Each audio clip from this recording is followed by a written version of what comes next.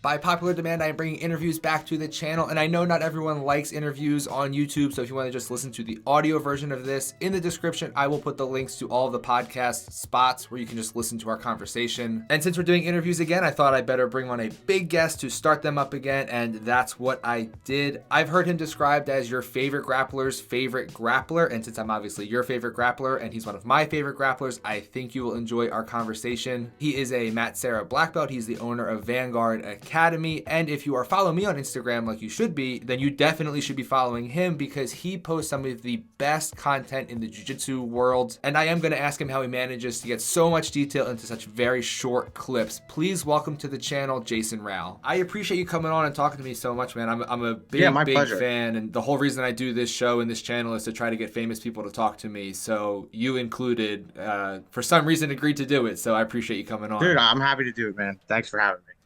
So how's things going with Vanguard? It's good. We're pretty busy. We've only been open 18 months. Like, we're definitely very busy. We recently expanded the gym. So, we had a space next door in the building that we were in, and we were able to take that space over. So we effectively like doubled the size of the gym and the mats. So it's going great. Definitely definitely before I did it, it was a little like nerve-wracking jumping into your own gym, but very happy I did it. Probably one of the best decisions I've ever made for sure. Is that something that was a goal for you for a long time to have your own school and have your own academy, or was it like you kind of fell into it? Yeah, kind of when especially when I first started training. I started in 2010. Like there wasn't, there's no money in jiu-jitsu at all. Like, so kind of like figured like the only way I would like be able to make a living doing this is opening a gym. As the years went on, like I kind of always knew I wanted to do it, but the competition scene got bigger. Like I was teaching full time at Matt Sarah's, like so I was teaching a lot of seminars. So I was doing like well, without the gym. Not that I thought I didn't need to do it, but kind of like, it wasn't like a rush to open a gym so I could, make a living. I was doing pretty good before that. But um yeah, that was always a goal of mine for sure. Like since the very beginning, I always wanted to have an academy. It really depresses me that we started jujitsu around the same time and you're like one of the best dudes in the world and I'm not. So I really wish you hadn't have said you started in 2010 because that really bums me out. Well, But this is what I tell people. Like I'm not good at anything else. So it was, uh and I usually ask people, I always ask people when they first come on the show, like, how did you get started in jujitsu? What was your jujitsu origin story? so like I kind of wanted to do a martial art. Like I was 20 at the time, and like I didn't know, ironically, like I didn't know anything about MMA or like I kind of knew what it was, but like I didn't know anything about really grappling. I mean, I knew what wrestling. I wrestled like 2 years in high school, so I knew what jujitsu was, but like I remember like looking at some other gym in Queens. It was like it was like some like Jeet Kune Do gym, something like that. And like I almost went there, and then one of my friends, he went to Hofstra University, which is a gym, which is a school on Long Island, and he like convinced me to come try the Jiu-Jitsu club at Hofstra, which was taught by a blue belt under Matt Serra. So like I went into the club, and like I loved it. And like ended up signing up at Matt Serra's gym like a week later. But like I almost did like Jeet Kune Do instead. I was like, oh, there's this gym in Queens that's really good. I gotta do this. And then my friend convinced me to try jiu-jitsu instead. Like I didn't know like the difference at the time. I had no idea. Yeah, you're like one But of the few guys who the answer isn't, I saw the UFC and I figured out what jiu-jitsu was and I wanted to try it. yeah, Like, you're yeah. one of the few guys who that's not your story. It was kind of like the reverse. Like I figured like I started jiu-jitsu, then I started like watching all the old UFCs. Like I like figured out who Royce Gracie was, and like it kind of was the opposite for me. So, are you? I don't know if you've posted and I've missed it. I'm sorry, but are you planning on doing the ADCC West Coast trials at the end of March? Yeah, I am. Yep. So actually, full disclosure, I had like a knee injury recently. So I thought I might need surgery, but I think I'm gonna be good. I did some PRP. I was doing some rehab. I like kind of just started training again a little bit. So I think like as it stands now, I'm doing this stuff. So I booked my tickets already and stuff. But Because you had such a good regardless, run on the East Coast trials, like 4 wins, 4 subs, and that crazy match with Tackett. And then I didn't see anything about whether you were doing West Coast trials or not. So I was like, please do it. yeah, I'm definitely doing it. I would have liked to compete. I was supposed to do this like quintet that happened 2 weekends ago. It was like a big team, like a quintet's a team, but it was a big quintet, a lot of big names. And I was supposed to do that, but like I had the knee injury. There's an ADCC Open in AC Atlantic City this weekend. I was, planning on doing that. I obviously can't because of this injury, but like I'm planning on doing the trials 100%. Like as long as I'm healthy, which I think at this point I will be, I'm going to do the trials. I've had a lot of injuries in the last like 2 years. Like it's just been a bad string of things. So I'm no stranger to coming off an injury and getting back into training. But when I'm coming off an injury and getting back into training, I'm not then going to trials with the aspirations to win it. So what does training look like for you coming off an injury and heading into trials versus if you don't have a match booked, you don't have trials coming up, you're just training day in and day out. How does the intensity change? So at this point, like I'm not training jujitsu that hard just because so I had PRP last week. I'm getting it again on Monday. So, I'm supposed to kind of be chilling for the next few weeks, and the doctor's pretty confident it's going to heal. I had a like small meniscus there. The doctor's pretty confident it's going to heal it. Like I'm focusing a lot on strength training right now, which is actually it's kind of interesting. Like I was talking with like my strength and conditioning coach the other day. Like there almost been like very very few times in my jiu-jitsu career where I haven't been like training every day. Um, I did have two knee surgeries on my other knee, so like obviously that point, but I'm not like hurt enough where I can't do anything. I'm just like hurt enough where I have to lay low on the jiu-jitsu. So I've made like a lot of strength gains in the past like 6 weeks. And he like referenced it to like, you're not grappling every day. Like your body actually has a chance to recover and like, and get stronger. So in that sense, it's kind of been nice. And I've kind of like realized like sometimes like I can pull back from jiu-jitsu a little bit. And especially for me, like I feel like technique is like not my problem at all. Like I think I'm probably one of the most, if not the most skilled guy in the division. Like sometimes it's like being not as physical as some of my opponents, so like being able to focus on this and seeing gains in that has been like really nice the past like 6 weeks or so. And obviously, when you're training, you're also running a school. So, in the last 18 months since you've had the school open, have you noticed an impact on your training or your ability to push when you're worried about the business side of Um, things? Honestly, like not really. Like I teach most of our like afternoon sessions, and we have like a pretty like high level group of guys that train then. So like I'm usually getting still like same like level of training I was getting before that. I mean, definitely have to be more efficient with my time. Like definitely my life at this point, like I'm pretty busy or really busy. So like I still teach like some private lessons, which I've like cut back on just because it's like been so crazy. But like, I kind of compartmentalize my time where I have my training time. I have my time to like do strength and conditioning, and like the rest of my time, like I have to just focus on like what I have to do to the gym. Like I feel like I don't want to say jujitsu people are notoriously lazy, but like like a lot of full-time jujitsu guys, they kind of like have all day. They're kind of very nonchalant. Like, but I'm definitely like try to be pretty efficient with my time because I do have a lot of stuff going on. But potentially like no one's training 8 hours a day. Like you have your one or two grappling sessions, you have a strength conditioning session. Like there's other hours like where you can run the business and get that stuff done. As long as I'm efficient with the time, like it hasn't been a problem. I'm just busy. Like I don't have as much downtime, especially like morning to like late afternoon. I'm like usually doing stuff the whole time. Yeah, I think that I don't know if I agree. Jiu-jitsu people, I wouldn't say are lazy. Maybe they just struggle with time management. And if you have the Yeah, ability I to mean manage it's your time better, very like I'm sure people that come from like, gyms where there's a lot of full-time athletes, they like can relate to like, maybe sessions not starting on time or like guys being late or like, jujitsu people are notoriously not on time. yeah, I and will say especially that. once you hit purple belt and you don't have to do warm-ups anymore, why come on Yeah, of time? You know what I course. mean? Yeah, yeah. What was it like coming up under Matt Serra? Because you went from a guy who didn't know anything about jiu-jitsu to now you're coming up under Matt Serra of all people. What was that like? That was cool. I mean, cool experience. Like Matt is great guy, like phenomenal practitioner. You know, still to this day, like he's a close friend of mine. I still talk to him often. It's almost a little sad, like not like we always like say, like I used to see him every day. It's kind of a little sad not seeing him every day, but it was an awesome experience coming up under him. For a few reasons. Like obviously, I mean, he's just got such a big, like, amazing personality. Like he's one of the like most welcoming guys you meet. So like it definitely became like kind of like a home for me right away when I started training. Like it was just a great community to be a part of. Um, his jujitsu is incredible. I think I think people forget now just because, he's definitely maybe a generation before right now, but even before the UFC, like he had phenomenal grappling. He was like somebody I studied a lot coming up, and it's unfortunate there wasn't that much like footage of him just because a lot of his matches were in the late 90s, early 2000s. Things were just not being recorded like they are now.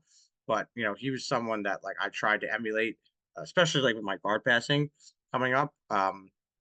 And it's just like overall a great experience. Like to see like he has a super successful gym, like and I worked there for a number of years, like obviously teaching. I worked like the desk when I was like doing sales stuff when I was like, blue and purple belt. It was just like overall just a positive experience for me that like helped set me up to like do what I'm doing now. He seems like such a cool dude as someone who's just like a fan and from the outside. So I would be real disappointed if you were like, "Oh, he's the worst. I hate him." So I'm glad Nah, to hear he's he's just awesome. like he seems out He's from the so awesome. outside. Yeah. Yeah. And yeah, he's a great guy. I can't say enough good things about When I have to ask you about Instagram and about social media because I said in the intro before you hopped on, I think that people who don't watch like there's a section of the jiu-jitsu population who doesn't like watch competition. Like they're just hobbyists, they just train and for they're not sure. watching trials. Like, I'm a nerd, so I'm gonna sit and I'm gonna watch the trials on Flow Yeah. and all that stuff. Those people know who you are more than most other grapplers because of the content you put out and how you help people with the content that you put out. Was that something that you deliberately wanted to do and try to grow your social media, or did that just sort of happen organically as you started posting stuff? So, like, it was definitely intentional in the sense that, like, I wanted to grow my following. You know, th- I definitely like the aspect of like, you know, having like being able to help people with their grappling and like, putting out these quick little like instructional videos and like it being able to someone being able to watch like a 15-second clip and like get help from that and be able to implement that into their training. That's definitely like a nice you know, side effect of that. Like I would be lying if I said that was the reason I was doing it initially. One of my students and one of my friends, he's like, I don't want to say he's like a social media guy, but he like does like social media content for like a few like not in jiu-jitsu, but a few like influencers and fitness and stuff like that. And he basically like creates all my reels. Like he films the stuff. Like obviously I'm doing the technique, like, but he basically structures the reels and like with the intent of growing my following. And like that was like very deliberate in that sense. And like since doing that, like obviously that has like additional benefits of more than just having a following. Like I sell more instructionals, I have more people subscribe to my Patreon, I'm requesting me for seminars, like all stuff like that. And I think at least for me, like, I think a lot of content creators like in any field, but like, like they can like grow a following. But I think with me in particular, like before I started doing this, if like people looked up my name, like you would kind of see me attached to like people maybe like Gordon Ryan talking about me or Craig Jones talking about me. So like if you were kind of like quote unquote like in the know, you might have known who I was. But now like it's kind of more the average layman hears about me. But then when you do a little research, like it's kind of like, oh, this guy's pretty good too. Whereas like, someone might be a content creator, jiu-jitsu, and like they have a lot of followers. And I'm not saying about anyone in particular, but they may not be like super high level. So I think I kind of have that, but also I consider myself pretty high level as well. So like I think it's like a hybrid. Yeah, So like that's I think that's it's like a me. hybrid. That's me. I put content out, but I've not, come close to winning the trials. I'm not going to get invites to Quintet and Polaris Yeah. and who's number one. I just love jujitsu and I put stuff out. And your ability to bring across such detail in such a short clip, because like attention spans are pretty short and you got to get people Yeah. hooked pretty Yeah. quick. And in a 15 to 30-second clip, you're putting in so much detail without feeling overwhelming. So it seems like you're either really practiced at it, like you did a lot of research on how to do that, or it's very natural. And I'm tending to think it's just a natural ability. Yeah. I mean, there's definitely like there's a liberty to like the length of the clip. Like, my guy's name is Zane. Like he's like, all right, it's gotta be short, quick. Like you don't want to sit there and talk for 30 seconds. Like that is intentional. I think in terms of maybe relaying the information, like I've taught for such a long time. Like I've been teaching like for over 10 years, like very consistently. You know, sometimes like 20 hours a week, like teaching a lot of privates. Like I just feel pretty comfortable teaching. So I think like I don't think I'm anything special in that sense. I just think I have a lot of experience doing it. And like so like, presenting the information on camera, like, okay, you do this, this, and this. That's the move. Like, and I think it just kind of falls into place like when I'm doing it. I have a hard question for you, and if you want me to cut it out, I'll cut it out. Or if you don't want to answer, Sure, you don't sure. have to answer it. Should jiu-jitsu athletes, or is jiu-jitsu in general, should there be regulation against steroids, or should it be the Wild West and everyone can do it? That's a good question. I mean, I think in terms of the sport going more mainstream, I think there needs to be regulation.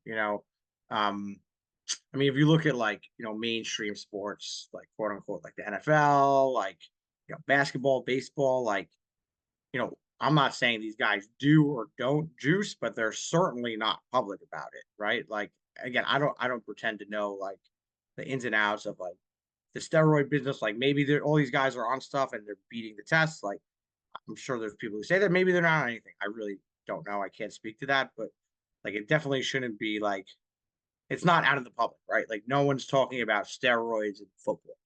Maybe that's because the NFL is doing what they have to do to keep that quiet. I don't know, but you know, I think any like mainstream sport that can't be you know, like the top can't be a topic the way it is in jiu-jitsu right now. It can't be as well known. I mean, if you look at like even Major League Baseball, whenever like however long this was, 20 years ago, I feel like at this point with like Mark McGuire and Sammy Sosa, there was like a grand jury indictment about that whole incident with steroids in baseball. That was like totally, shut down, and like you could tell it was taken seriously. Like there was a very clear message sent about like athletes using steroids, and that is obviously not sent at all in jiu-jitsu. And like, I love Craig Jones, I'm a big Craig Jones fan, and he posted the other day, like, here's my steroid stack for the Lovato match that's coming up. And it was like sort of tongue in cheek, but he's also plugging a sponsor. And I've always had the mindset of like, I would just prefer everyone to be clean. I want to see who has the best Yeah, jujitsu because they have the yeah, best jujitsu, not of who maybe course, had of the course. best pharmacist.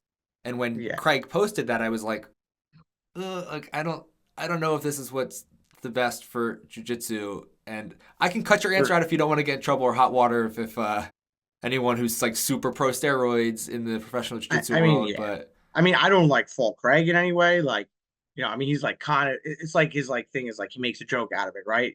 right, right. Like he's probably. I don't know. I have no idea what he's on or whatever, but he's probably not lying. That's like the message that I'm getting from it. You know. I mean, I don't know. Like it's almost like I don't fault anyone for doing it. I get it. It's so unregulated, and like it's almost like the culture like of everyone doing it.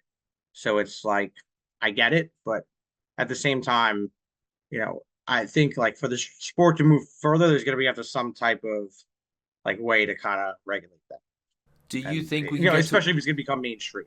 Well, that was gonna be my question. Was do you think we can get to a point where jiu-jitsu is mainstream and is an Olympic sport? I mean, maybe not an Olympic sport. I mean, I'll say this: I don't know that much about the Olympic body, governing body. I don't think it necessarily has to be an Olympic sport for it to go mainstream, but I mean, so they're like they have these like UFC Fight Pass events now. They talked about implementing drug testing on that. Like that's a pretty big platform that's backing like grappling. So like if something like that is drug testing, like or who's number one implements drug testing or ADCC implements drug testing, then all of a sudden like the whole landscape starts to change. So I think it takes like maybe one of those big organizations to do that. To kind of I know I'll say Polaris, like they're talking about anyone that's tested positive in other organizations not taking them on as like an athlete. That's like a pretty strong stand they're taking. But like at least these days, like the big events these days are who's number one, ADCC, UFC Fight Pass. Like in terms of like getting the very biggest names in the sport. I don't want to say like the most profitable events or the best events, but just in terms of the biggest names.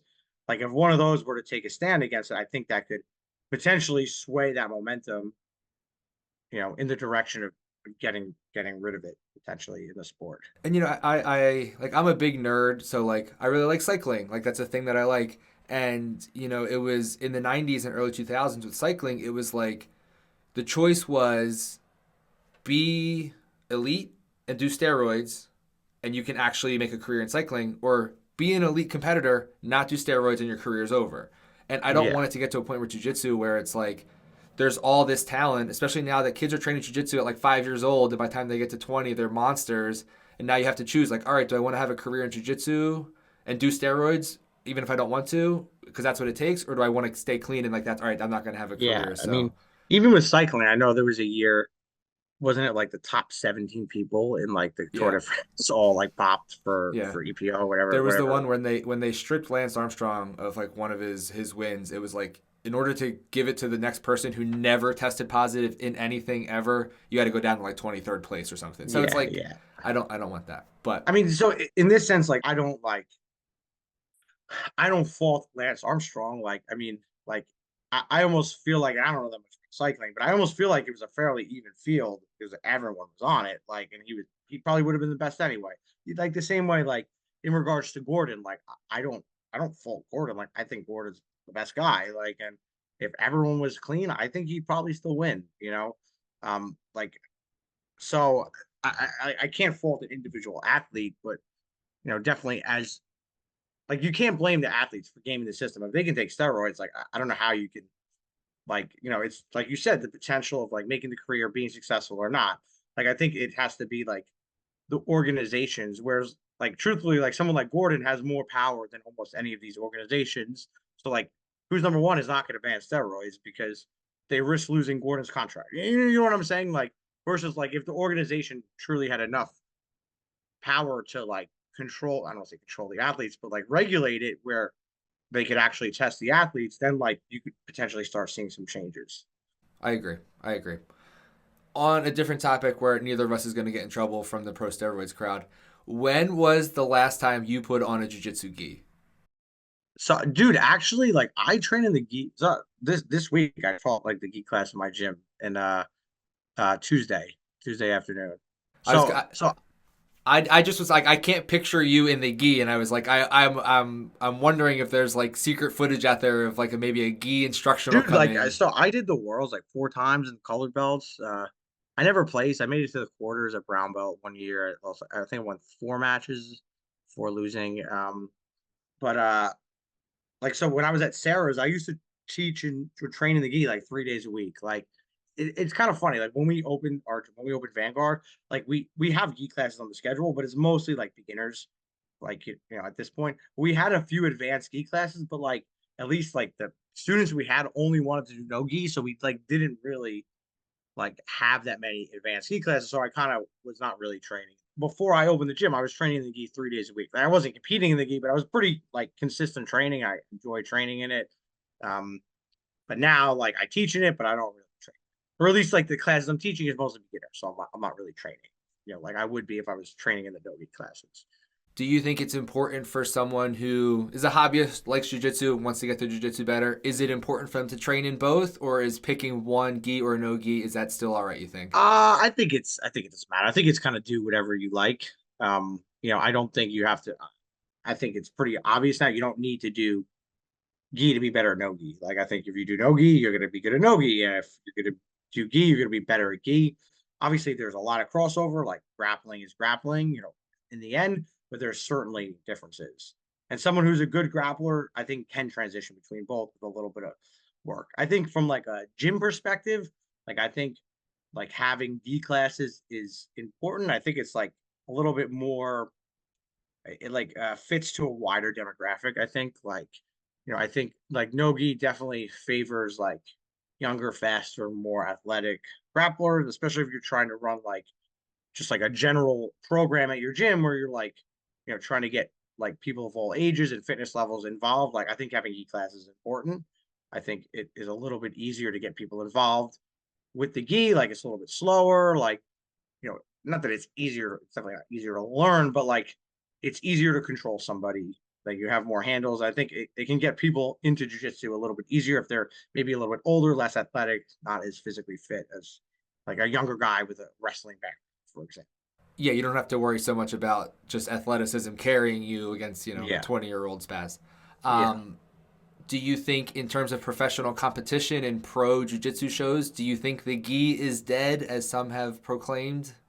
I don't know about dead, but it's definitely like I think it's on the way out compared to how it used to be. I mean, a few years ago there was that like spider grappling event in Korea that gave $100,000 away, which is pretty crazy. I mean, I think it's just generally not at least from a spectator perspective, it's not as exciting. You know, Yeah, I mean the I nogi mean, people can relate more to nogi and watching nogi, and I think yeah, the opposite of what you just said in terms of getting people involved in training the sport, where it can be a little slower, you don't have to worry about the athleticism. In terms of people watching the sport, they want to see more explosive, dynamic action. So yeah, I think I nogi agree. is I agree. I mean, yeah, it's definitely it seems that way. Like I watch the World Championships every year. Like that's like, but again, like I enjoy doing that. Like one from like because I enjoy jiu-jitsu, but like from a technical development standpoint, I like to see what these guys are doing, and like I can translate some of that stuff to nogi.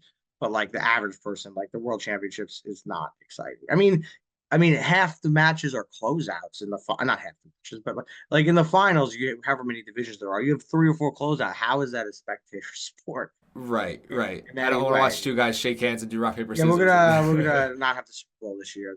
They're friends. Yeah, We're not gonna have a match. We're not gonna have a game. yeah. It's not the best. It's not the best. Yeah. So on top of competing at a high level, running a gym, and all the social media, your instructionals are some of the most like well received instructionals. Is there anything on the horizon new coming out? Yeah, so I'm planning on filming I think like next week or the week after. Like, I would expect in this year, like looking at like 7, 8, 9 more instructions from BJJ Fanatics, something along those lines. That is a very Um, large number. That is yeah, a I very definitely large want number. yeah, I definitely want to put out a lot, like put out a lot of content. You know, yeah, I mean, definitely expect that on the horizon. Like, so I have like the split squat passing. I did half guard passing, probably some of a headquarters passing I'm gonna do, or outside passing, definitely more passing. Um, Potentially like some type of like ankle lock, a yoki lock instructional, like combining that with like the outside ashi stuff. Um, some type of another type of guard instructional. I'm not entirely sure what yet, but so right now I kind of have like 3 topics. I would say I have like some leg locks, I have some guard, and I have some passing. I kind of want to build on those so they're almost like you know, like so they kind of build off each other, I would say, and then maybe I'll expand to a different topic at some point. Definitely some back attack at some point will come into play.